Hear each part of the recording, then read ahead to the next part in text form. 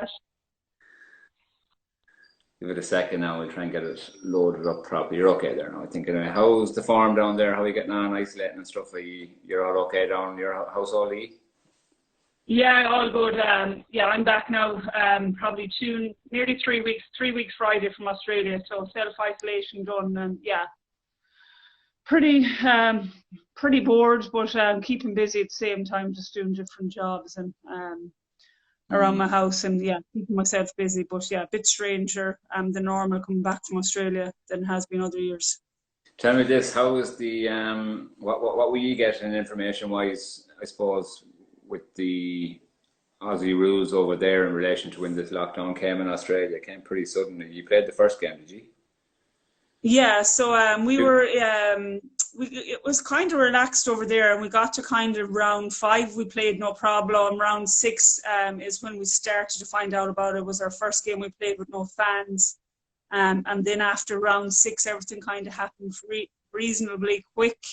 We were meant to have 2 more rounds, and then it went into a 3-week final series, but then that all changed. It went directly to finals after round 6. And then we played this quarter-final stages, and then it was cancelled after that. So we played a quarter-final on Saturday. Everything was cancelled on the Sunday. Both men's and women's was cancelled. And obviously, we know what the women's season was cancelled for good, and the men's was postponed, and they're waiting basically to hear when they go back. There's talks probably back in July. All clubs are on lockdown, shut down since that Monday, so they're shut down maybe a month at this stage, so no one can access all the players are out of the clubs, all staff are let go of their jobs for the time being. So from reading and talking to the girls and the staff over there, they're hoping to get back into training in the club sometime in June, and hopefully play sometime in July, but there's no guarantees. We have a visitor.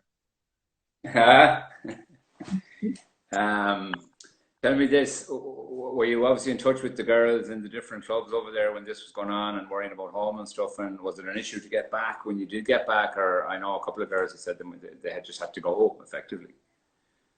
Yeah, no, we were kind of different. Obviously, we were based in Sydney, so there's me and Yvonne Bonner, the other Irish girl. I never felt under pressure, stressed, or that we weren't going to get a flight home. So normally, when we go home anyways, our flights are organised by the club. We don't organise any of that. So it wasn't really much different than going home any normal time, as in the club would organise our flights and we just get the itinerary and stuff sent through. The only difference was they're asking us when we wanted to go home. Are we in a rush to get home? Do you want to go quickly? And we both, myself and Yvonne, were like, at the time, there's no stress. Once we can get a flight home, whenever that'll be, that's fine. I was meant to be over there anyway till the middle of May. So we'd accommodation and all that over there till then. So they booked the flights. Now there was 1 or 2 flights that they did book that was cancelled because Etihad we normally fly with because they're sponsor the club. They stopped because we normally fly through Abu Dhabi, and obviously Abu Dhabi closed their borders, so we couldn't get through there.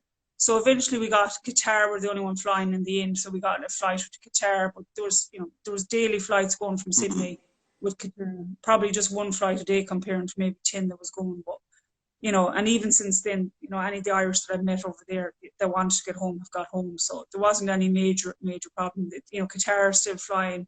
I think Etihad actually is opened back up again for certain flights. So There is flights there. You probably are a little bit more expensive to get home. But I think initially when it happened, there was panic among people, and probably the first week of flights were costing people a lot of money because they're panicked they wouldn't get home. I suppose if we rewind back a small bit, I suppose you've had a pretty busy career, I suppose, from obviously being a youngster, with quite a lot of success as well along the way. If you want to just bring us back, I suppose, what was it like for you growing up, I suppose, in Carnacon, and obviously getting involved in you obviously played in numerous sports as a youngster as well. How did you decide after football then full time, obviously, when you're a youngster and stuff? Yeah, I suppose it all probably happened for me when I was in national school in Carnacon, and we had a principal, Art O'Sullivan, that's probably well known. His daughter Evie would have won the Rose of Tralee, so she'd have been in my class at school. It all kind of happened there that he was pushed us to play every sport. We played everything. We're lucky we had our national school was attached to a community centre, so we were in playing indoor soccer most days, or we're playing Gaelic or rounders or hurling or basketball or volleyball, any games, he was involved in everything. And I suppose he kind of recognised doing enough that I really enjoyed it and I was quite good. And I was kind of the only girl that kept participating and wanted to play with the boys. So yeah, it was all kind of there. We played a huge amount of sport in primary school. I suppose Gaelic football wise, obviously the local football manager at the time, Sean Hanlon, was over the under-10 boys team, recognised that I was playing football in school with his son, and he asked me to come to the boys under-10s training, in which I did, and kind of ended up playing with the Ballinturbo boys for a number of years, then up till I was about 13 or 14. I suppose based on that, I decided to go to Ballinturbo Community School just based on Gaelic football alone. My older brothers and sisters would have gone to Bal, which would be the nearest school to us, but I decided I wanted to go to Ballinturbo because obviously they were having the success of ladies football winning All Ireland. So basically then when I went to Ballinturbo, it was football I was really interested in, and obviously then at the end of first year in Ballinturbo I was asked up to play with the Mayo senior team, and we kind of just ended up playing football for a long time then. And obviously our successful club was built at the same time. We'd been to community games in Mosney, and we'd won a Féile A title as well, all kind of when I was 12, 13, 14. And that was the basis of where our success in Carnacon kind of started, and probably still happening today with base back then, that our club really started to grow then, and we were winning Féile All Irelands and doing really well at underage, winning county titles, and see that progressed into winning senior county titles, and we're lucky enough that's the case now. Is it true you made your debut, did I read correctly, at senior level at 13? Yeah, we'll say 13 and 3/4. Yeah, so it was the end of first year. So I'd have been 14 in the December, so it was around the September time. Back then, when I was playing with Mayo, the first 2 rounds, the National League for the ladies started, and before Christmas, then 2 rounds of National League before Christmas, and then I played after. So yeah, I was in training when I was 13 and played my first game, when I was 13 and 3/4. So we'd say closer to 14. And how was that, I suppose, the journey as a senior player? I mean, I suppose looking on, you would have been, there was quite a number of comparisons that Cora Staunton could play with the men's team at senior level numerous times. Now, obviously, I haven't watched you numerous times playing as well. How was it for you, I suppose, did you feel there was pressure on you as a player as you went through your career? Yeah, I suppose there was obviously pressure. I don't think you probably felt the pressure when you were younger. I think when I was younger, you're just playing with the freedom, and all you want to do is play football. You're really enjoying it, and you just want to play games. Never mind training. You just want to be out in the front garden kicking the ball around. I suppose the pressure probably came maybe when I was probably 17, 18, and we were winning our first All Irelands, and kind of between 17 and 22 was when we had a really successful time winning the All Irelands at Mayo, and you start to become a real household name. You were probably a household name within Mayo anyways when you were a bit younger, but I suppose from about 17 on, you're becoming a household name nationally. And, I probably struggled with that, like not more so on the pitch, but more so off the pitch. I didn't really enjoy being a household name. Obviously, was still, when we won our first All Ireland, was still in, I was in 5th year in school. And then, when I ended up starting college and stuff, you're a household name. I probably struggled going into college and everyone knowing you, that type of scenario. From a football point of view, I think it's just a thing over time you just get used to. I don't think there's any magical thing that you just do. It's just it becomes the norm, and what the norm is that you're being double marked or whatever it is, or there's pressure on score, and if there's not 8 or 9 or 10 points behind you after your name in the paper, she's had a bad game, even though you could have had a good game. So you learn to base yourself off your performances, not just off scores, but off the older you get, of how your general play is. So yeah, obviously pressure came, but I probably felt more off the field than probably on the field. On the field was probably where the pressure was all released, and the most enjoyable part of it, like any sports person to tell you. It's obviously, and I remember this vaguely. I don't know what year it was. Obviously, Helena Lohan was playing with you at the time, and you won an All Ireland. You went through Shrewd. I remember as of today, down the bottom of the town. We were obviously senior footballers with the men's at the time. What was the, I suppose, feeling? I mean, obviously when you're in school, you probably mightn't realise it, what you're after achieving, I suppose. But when you got older, and obviously, I think you were 4 All-Irelands. I mean, what was the feeling like? Obviously, winning them and then coming back to Mayo, obviously being probably the only senior team to have won All-Ireland in 50 years, or give or take at the time. Yeah, I think obviously coming back to Mayo, like it's very special. Like men's, women's, no matter what sport it is, Mayo people are very passionate, and to win anything and come back with a trophy, and I suppose especially at that time to win an All Ireland in Croke Park, obviously of the disappointment with the men in '96 and '97 was huge. And I always, all the homecomings you remember, I suppose the first one's probably more special than anyone else. But there was massive crowds out to support us, and I remember coming in. Shrule was our first place we came in to, and we travelled through every town and village, and for that whole week you visited all parts of Mayo, parts that you might have never seen yourself before.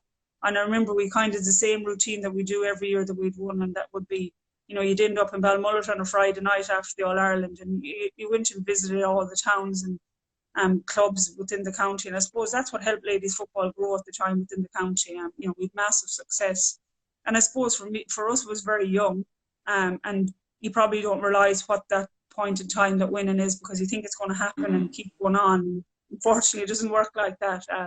So I suppose as you get older and reflect back and you see how lucky you are, and you might have reunions and meet up with girls, or just even catch them on the street, or ended up that you meet up with a lot of them at the Mayo men's games over the last number of years.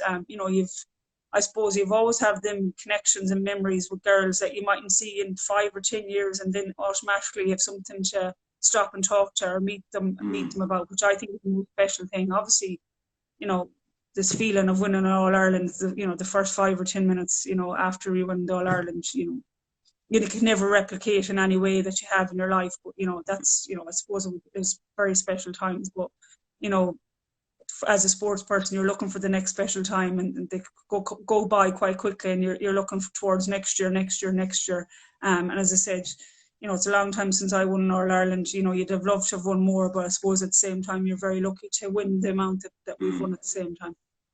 No, it kind of brings into the next kind of question, really. Do you think that team, obviously you're a very, very strong team and a very good side, that Mayo team, that because you were competing in every final for in 4 to 5 years, that you lost a couple and won, I think 3 or 4 out of it as well. Do you think you could have won more of that team? Or did yeah, I definitely do. I think we obviously won up to we were competing regularly. We lost in 2004 in a replay in the semi-final to get to the final. And then through the next number of years, obviously the biggest thing was that our manager was at the time, Fimber Egan, left in after 2004. So there's a bit of a change over in them number of years, and we got to the final again in 2007 and lost to obviously the very good Cork team. So I think there was certainly a couple of more years left in some of the girls, because obviously we were very young when we won it initially. But I think, probably girls wanted to do other stuff, or had we trained very, very hard in that period of time. There'd be no period of time that we trained as hard.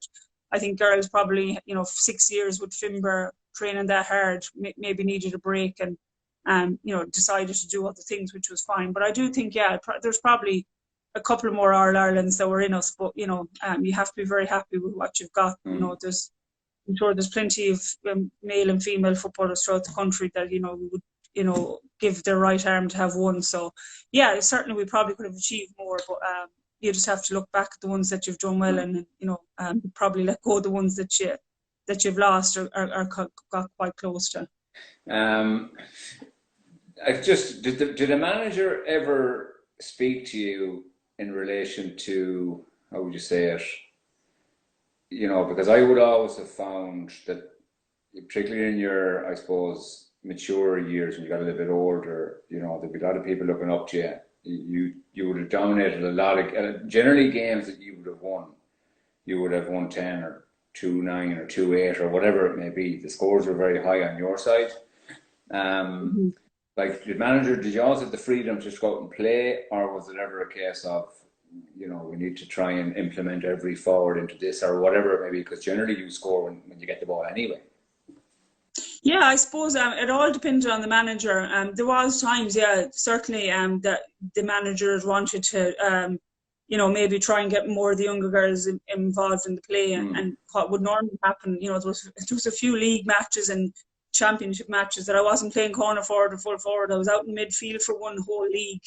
I remember, and that was on the basis of that. And I played wing forward for a couple of league matches and stuff. So yeah, you would have them just changing up, but at the same time, they wouldn't want to take away too much from their game, but they'd want to do whatever was best for the team, and whatever that, if I had to play in goal or play full back, whatever, I didn't mind doing whatever I had. But it all depended on the manager. I suppose it came to in crucial times and the pressure was on in the big games. It was kind of nearly revert to type, and you were put back into your regular position and stuff like that. But there were certain things tried out for sure. I suppose the only thing with us, we went through quite a number of managers. So it was for the manager to get to know you.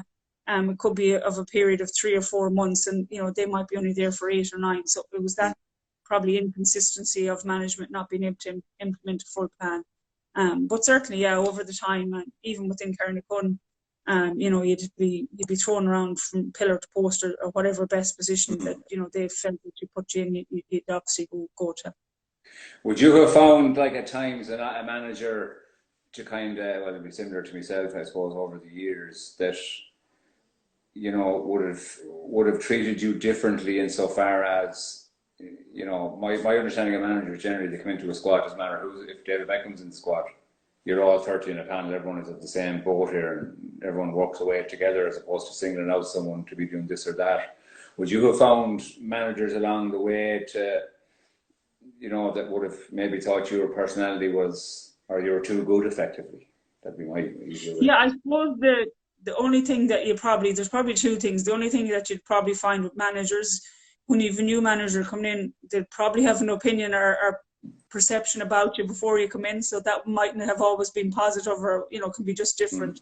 So you would have, that would probably be changed pretty quickly, and that you'd get on like a house on fire with them. But, you normally would have, and they could have been a rival manager that had been over another team and have come and managed us, in Mayo. I know Peter Clark was one of them that we had that was involved with Monaghan and Dublin ladies, and then he came in, but he was an excellent manager and got on very well with Peter. So they would have that perception of you, but also you'd have the other thing is where you'd have a manager that would come in and maybe being the elder states woman of the team, or a few of us our opinions would be asked, or they'd certainly gather our opinions, whether they take them on board, but they'd certainly come to us and help, look for a little bit of help if needed, or our opinions on certain things. Whether, as I said, they mightn't have always taken on board, but they would certainly, because you've been there for so long and you'd know the majority of the group, that they might ask your opinions on different scenarios, training our players and stuff. So it was either one or the other. I'd be the type of player that like consistency of management. Obviously a manager has their lifespan and a certain length of time, but I found it very hard that every year you change a manager and having someone new, because there's no way, unless they're unbelievable, that they're going to get to know a group very quickly and get them success. So you need to have any good management team in there for a number of years to build and get you success. Obviously they have a lifespan, but I think in ladies football especially, because as female sports people, we kind of, more than male, they need to know the person and get to really know them before they can play their best football. I think that was shown with Eamon Ryan in Cork and his tenure there. He was 10 or 11 years there and got them 9 All-Irelands. I'd imagine that probably would have got Mayo more All-Irelands. I think the consistency side of it, on the management side of it, because if you're winning X amount of All-Ireland and the manager and look at it, it's very well documented in Mayo that managers tend to change quite a lot on both sides, but I think in the ladies side of it in particular, whatever the reasons, it certainly doesn't help the team. I think that's the bottom line. Yeah, exactly. And I think we were coming as well. We were coming from an environment where we had Finbar as our manager for 6 years, and it was very regimental type, army type training, where you're training very hard. If you were being rewarded if you were trained. So we came from that, where we were given, maybe 4 or 5 days a week to Mayo football. We were training really, really hard. We were given everything, and then where it went from that, I think we had maybe 4 managers or 5 managers in the space of 3 years. So you'd never built up that relationship with anyone. And I find that myself, even, when I've went to Australia, we've had the same manager for 3 years. You can build a relationship with them. It's the same in Carnacon. So I do think in any good sport you need continuity in that management team. But again, there is a shelf life. It's like anything else that, it depends on how far they can bring them. But I think, that probably change over management for that 3 years with Mayo probably wasn't very helpful as in building a group, because girls just fade away because they haven't a relationship with the actual manager. And I suppose, look at, I think it's a common denominator, and I think all this, the end story for all the big stars, the likes of yourself, is never written the way we would want it to be written. And particularly, I suppose, in relation to the end of your Mayo career, in relation to, obviously whatever happened there. Now, the only thing I want to touch on it really is, I found it quite phenomenal, I think, and I think it was testament to you as a person, the support, regardless of what happened with the team, or that's irrelevant. I mean, the fact that all the girls from your club, I suppose, stuck by you when decisions were made, hard decisions, I found that quite rewarding in relation to your stature, to be quite honest with you. Yeah, well, I suppose, that obviously that instant, that's, what we're probably 2 years ago since I've played football with Mayo at this stage. But yeah, obviously, as a sports person, you want to always go out in a high, whether that's winning a Club All-Ireland or that's winning All-Ireland from Mayo or whatever it is. If in my case now, winning a premiership in Sydney, you always like to go out in a high. But, that very rarely happens to any of the top sports people in the country. I suppose I'm still lucky enough. I'm still playing sports, at a high enough level. We're obviously Carnacon, and I'm still playing over in Sydney, or have been playing over in Sydney for 3 years. So, I have to, I'm kind of the glass is half full type of person. I look at it, I've had an amazing career. What I've got to play 24 seasons with Mayo. I've got to lift the All-Ireland on 4 occasions. I've won numerous Connacht titles, and I'm lucky enough to win national leagues and, individual awards. So, I've been very blessed. I've known players that I've played with throughout the years that, have to stop playing football because they're injured or for illness or whatever reason. So, I've been very lucky. Sport has given me so much. So, obviously it's not the way that you wanted it for it to end, but, what happened, and the whole situation, I fully stand by, and I'd never, have no regrets over it. And, what I done is, standing up for what I thought was right. And, that'll never change. That's the way, as a person I was, that I decided to deal with it. And, I certainly never regret that. My time with Mayo was brilliant. And as I said, in many interviews, I'll support Mayo football, whether it's men's or women's, and I'll watch them from the stands now instead of obviously playing. I suppose it's, one question, did you feel when that situation was gone, you were home, did you feel,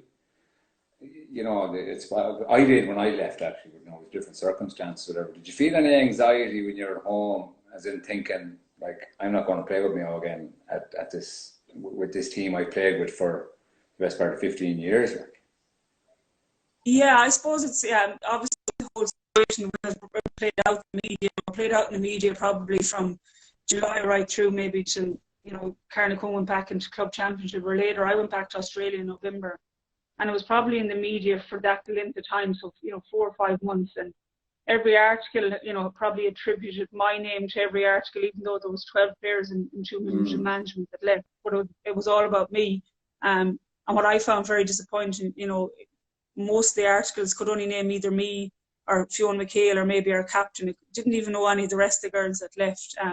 So that type of thing, you look back at it, and it certainly I had over them couple of months, I had a lot of pressure on me. I was certainly anxious over everything that was going on, because my name was flashed over the paper, and it wasn't, or over social media, and it wasn't that it was me. I was anxious because of that, because I was anxious because of the way it was making my family feel. My dad, who's not a young man, is 75, and he had to be hearing this on the news or reading this in the paper, or obviously he's not on social media, but my brothers and sisters and my close family, I was more worried about them than I was about myself, how it was affecting them.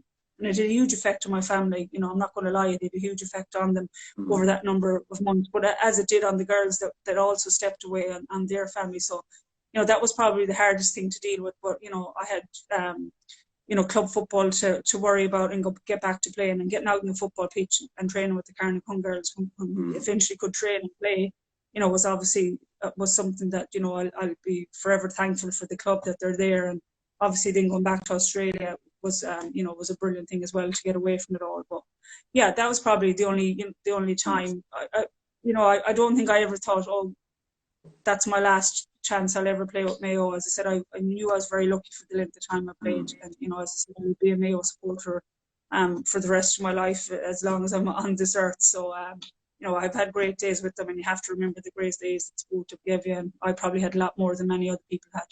Absolutely. How is your dad? I think I met him in a box there a couple of years back, and your brother, obviously. The one thing I would like to say, and it's a gentleman, and your brother as well. I was probably having a few pints at the time, I'd imagine. It's usually the way it is in there anyway. But your mum passed when you were 16, Mary.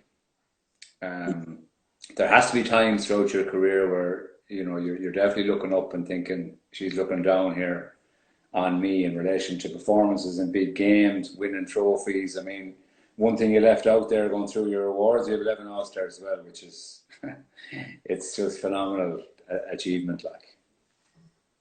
Yeah, I suppose there's times, obviously, I probably attribute a lot of the personality traits that I have to my mom. My dad is probably the quiet side and, very kind of shy, timid man that doesn't say much, but obviously is, hugely proud of all the achievements that I've had over my career. And my mom was probably the stubborn one that you'd be slightly afraid of and wouldn't ask her for too much. If you were to get anything, you'd ask Dad. But yeah, obviously there was times I think watching her go through her battle when I was very young, from 13, 14, 15, probably gave me the determination that I have on the football pitch.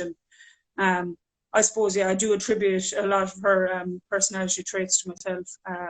But yeah, there's certainly matches when things aren't going too well and you're standing over a free that's very difficult, and it could be the winning and losing of the match. Yeah, you certainly might be saying an odd prayer or having a quick chat to her. But yeah, certainly I know if she was around alive now, she'd be very proud and was always very proud of what I achieved before she died. So yeah, certainly I do visit the grave as much as I can before matches, or obviously when I'm in Australia that's not possible. But yeah, I do be still chatting to her certainly when I need a favour.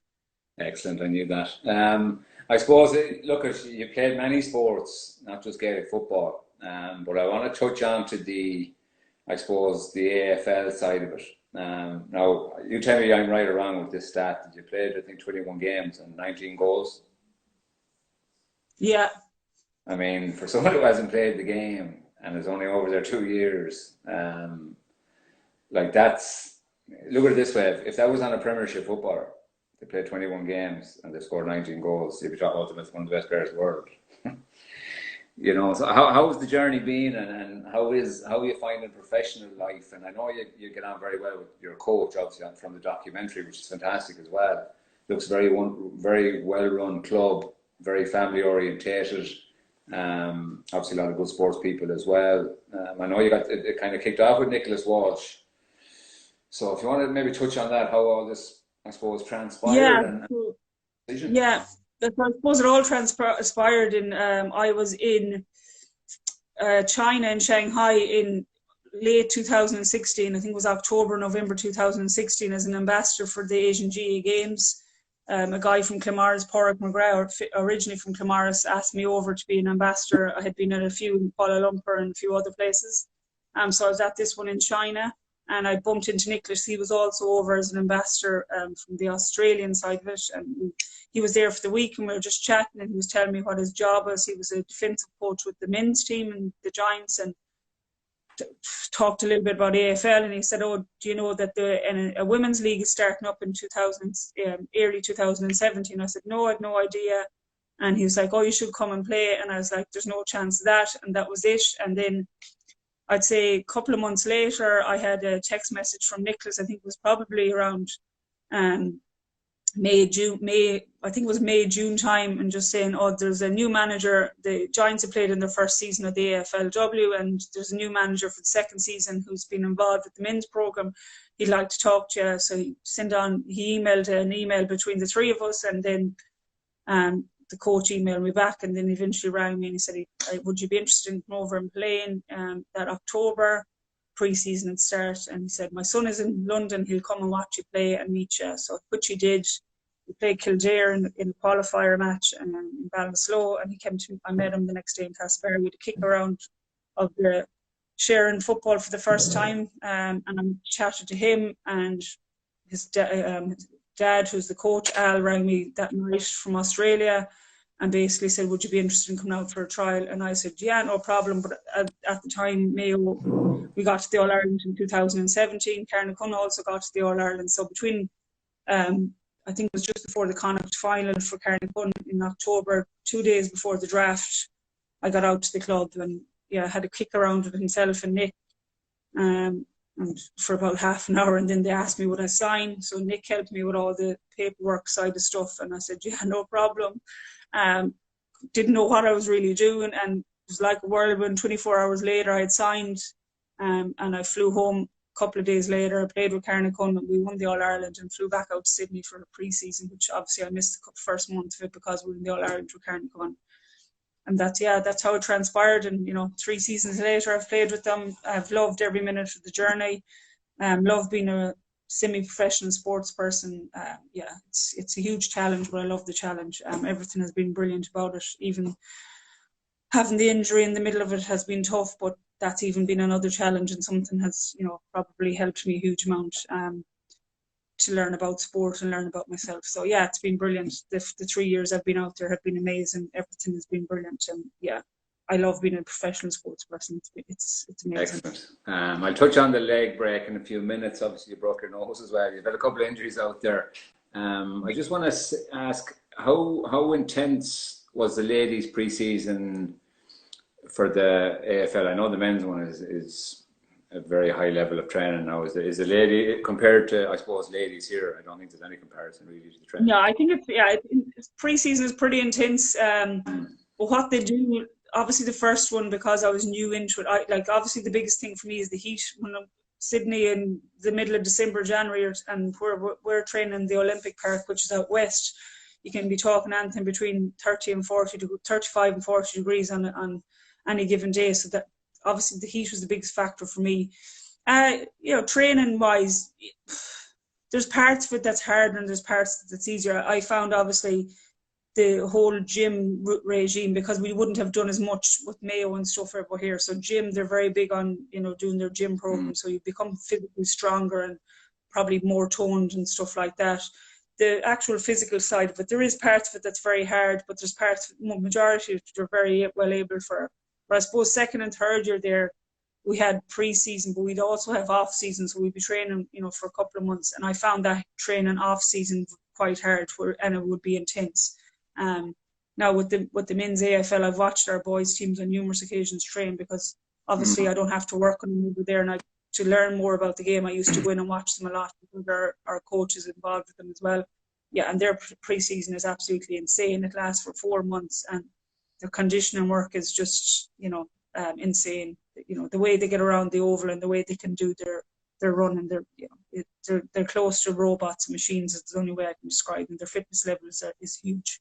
It does seem to be, particularly in the men's game, obviously, if you get an injury, similar to the ladies' game, if you tear a hammer like at that game, you tend to tear it pretty badly. There doesn't seem to be too many light injuries, because obviously they're doing a lot of power running as opposed to, I suppose, stamina running throughout the runs that they do obviously in the games, from watching on, obviously, Yeah, definitely. Yeah, a lot of their injuries are either main like injuries like hamstring or tendon injuries or soft tissue injuries, or then they're contact injuries. So there is a lot of shoulders, and then obviously they have ankles and knees, that type of stuff. But they would have high levels of injuries, even though they have huge amount of resources put into strength conditioning. The men's have numerous, or I'd say 5, 6, 7 more strength conditioning coaches or different names. Athletic performance unit, as they call their department, but they have so much put into their physical fitness. But again, even in their gym work, they do a huge amount, strength conditioning wise, and it's a huge level, and that's where I find here physically. We don't do as much in strength conditioning as we do females. We do a lot more. We do at least gym 4, if not 5 times a week over there. Some before training, some after training, depending on the session. And tell me this, Cora, how do you think I think it's Carter Rose done okay out there this year, Niamh McAvoy. There's quite a few Irish out there now. How do you think they're finding their feet? And there's obviously there was 18 Irish when I started. There was obviously me. Then the second season there had been 5, and last season, or the season just gone by, there's 18. Yeah, so some of the girls have done very, very well out there. Sinead Goldrick and Niamh McAvoy with Melbourne have done very well. Aileen Gilroy with North Melbourne has done very well. Orla O'Dwyer, who's in with the Brisbane Lions, she's another one that's done very well. But I could start naming them all. They've all depending on some of their clubs obviously struggle because they're just new clubs in. But depending on the actual club or the position you play in, it's very much different to Gaelic football. If you're playing within midfield, you're going to be getting on the ball and getting a lot of touches.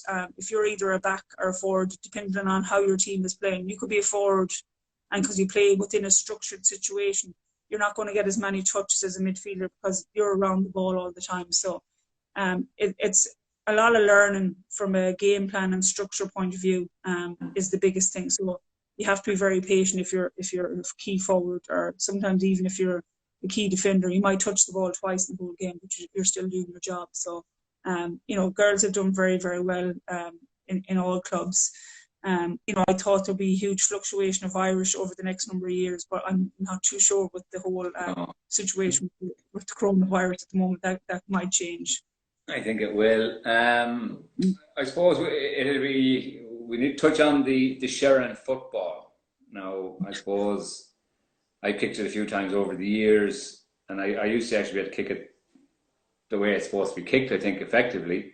Now, I watched you last year, and you tend to still be able to score by wrapping your foot around it and putting it in between the posts as opposed to hitting it straight on.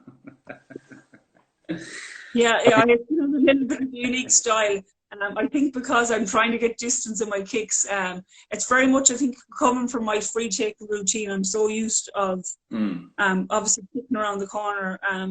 Most of us, not most of us, a lot of the Gaelic footballers kick around the corner. We don't, punt kick the ball that often. So, I think from season 1 to season 2, I probably worked on it a lot over the off season when I come home, learning how to kick the ball properly, which I have from season 2 to season 3. But it's a skill that you have to learn, but you have to do a technique that's right for you. And I suppose the biggest thing that they'd find from the difference between the Irish and the Aussies is that we actually can kick the ball a lot further than they can. Majority of them, and the girls' competition can kick the ball probably from 30 or 35, where, we'd be probably comfortably able to kick from 45 or further up. So, you probably just you stay with what you're comfortable with. But certainly, you spend a lot of time. First year I was over there, I spent a huge amount of time learning how to kick and get the kicking style right.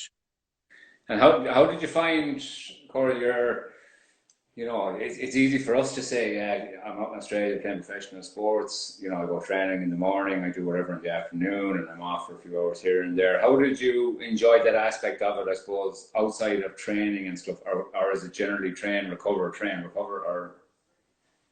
There's a bit mixture. I suppose for the first 2 years over, I was over there. I was very lucky because my brother lived over there and his wife, and they had 2 boys at the time. Now they have a third one since they came back to Ireland.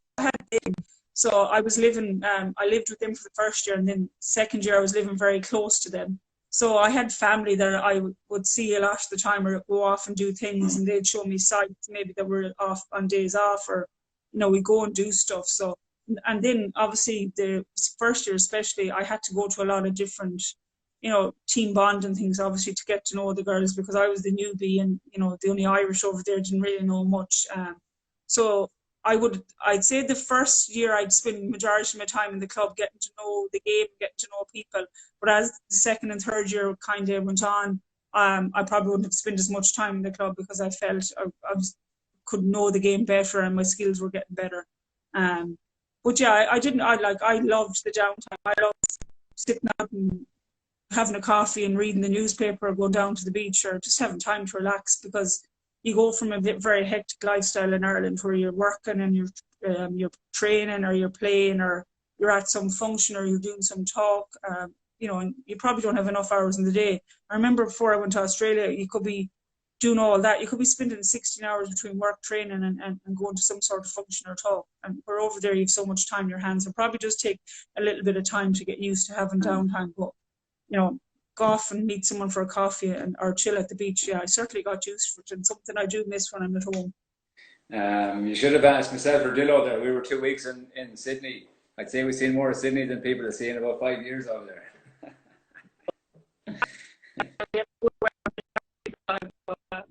It's a little bit other cities. Perth is probably too warm, and Melbourne probably too rainy. So yeah, I love it. And obviously the people in the city, there's plenty of Irish. I went down into a few celebrations for the GAA club, and you'd meet loads of people around there. And I said, having my brother over there, I had plenty of Irish contacts as well then. How did you recover so quickly from your leg? I don't know if I recovered that quickly. Hard work, and a lot of support and help from great people in the club. I suppose when I broke my leg, sorry, and then know that you've had 4 breaks. It was probably the ideal thing.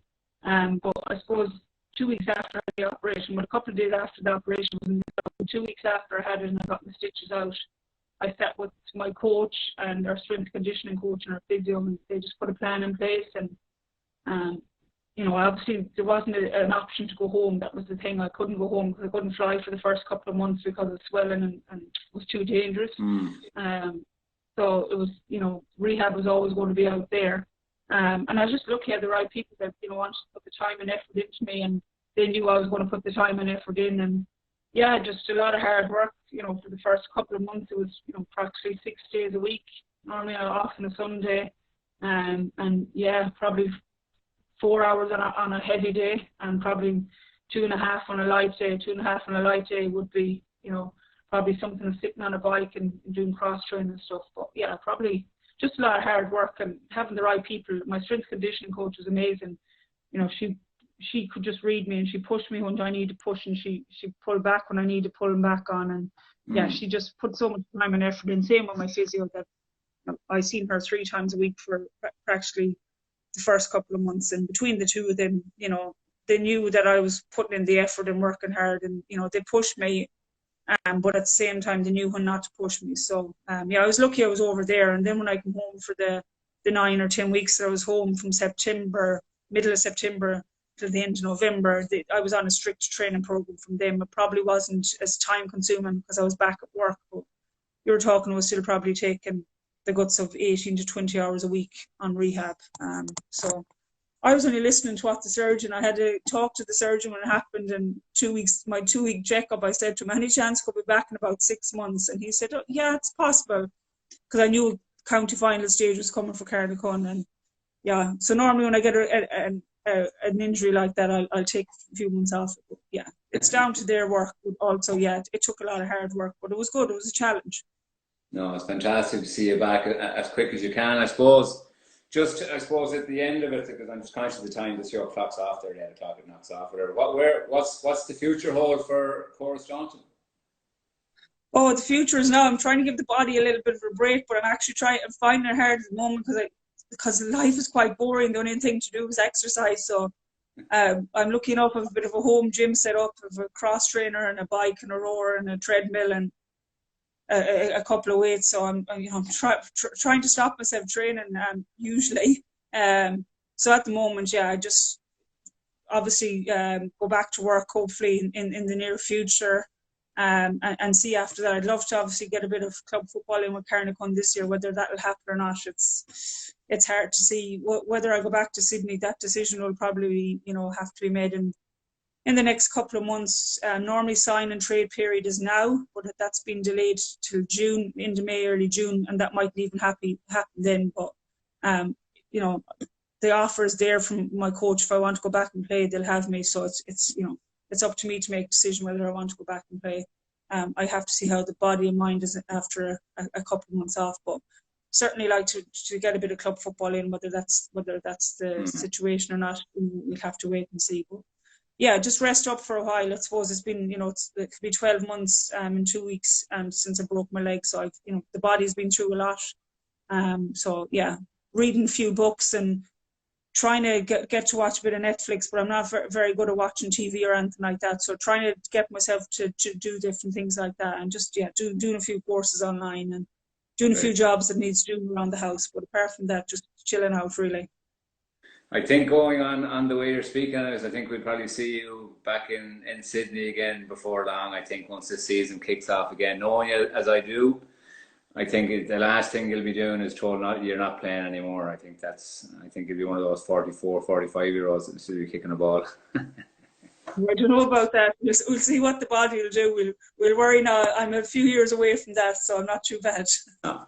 Cora, look, it's a pleasure talking to you as always. You know, I've always followed you all the way through.